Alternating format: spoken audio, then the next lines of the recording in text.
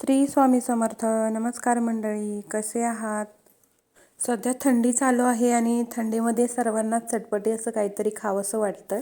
म्हणून मी आज तुमच्यासाठी नवीन रेसिपी घेऊन आलेली आहे, कोल्ड पाणीपुरीची.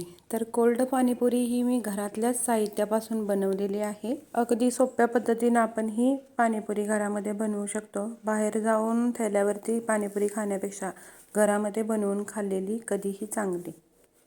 तर बघा, मी त्याच्यासाठी काय काय साहित्य वापरलेलं आहे. थोडीशी कोथिंबीर घेतलेली आहे, थोडासा पुदिना घेतलेला आहे, थोडंसं आलं घेतलेलं आहे आणि थोड्याशा मिरच्या घेतलेल्या आहेत. एका पातेल्यामध्ये 2 बटाटे शिजत ठेवलेले आहेत आणि थोडंसं लसूण घेतलेलं आहे. हे सगळं मिश्रण मी मिक्सरच्या भांड्यामध्ये बारीक केलेलं आहे आणि ते मी आता एका बाउलमध्ये असं काढून घेतलेलं आहे. त्यानंतर ह्याच्यामध्ये मी 1 चमचा चाट मसाला, 1 चमचा धने पावडर, 1 चमचा जिरे पावडर आणि त्यानंतर मी जे काळं मीठ असतं ते मी या ठिकाणी वापरलेलं आहे, कारण काळ्या मिठामुळं आपल्या पाणीपुरीच्या पाण्याला खूप छान असे टेस्ट येते.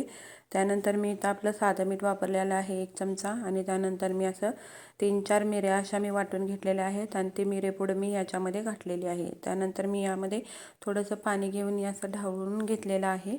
आता यानंतर आपल्याला फ्रीजमध्ये क्रिस्टल केलेला बर्फ यामध्ये मिक्स करून घ्यायचा आहे. हा बर्फ मी असा काढून घेतलेला आहे व या ग्रेव्हीमध्ये हा मिक्स केलेला आहे. पाहू शकता तुम्ही इथं हा बर्फ मिक्स केल्यानंतर असं मी याला थोडंसं ढवळून घेतलं. आता ह्या पाणीपुरीच्या पाण्यामध्ये आपल्याला थोडीशी साखर टाकून घ्यायची आहे. साखर टाकून झाल्यानंतर जे मी बाजारातून पुरीचं पॅकेट आणलेलं आहे ते आपल्याला असं थोडंसं तेल कढईमध्ये घालून ते आपल्याला अशा पूर्ण फ्राय करून घ्यायच्या आहेत. अशा प्रकारे मी या सगळ्या पुऱ्या तळून घेतलेल्या आहेत. पाहू शकता तुम्ही इथं अगदी टुम अशा या पुऱ्या फुगलेल्या आहेत.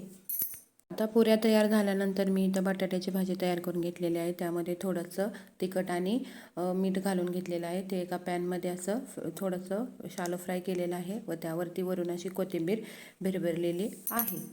आता आपली पाणीपुरी खाण्यासाठी रेडी झालेली आहे. पाहू शकता तुम्ही इथं अशा प्रकारे हे सगळं स्ट्रक्चर मांडून घेतलेलं आहे.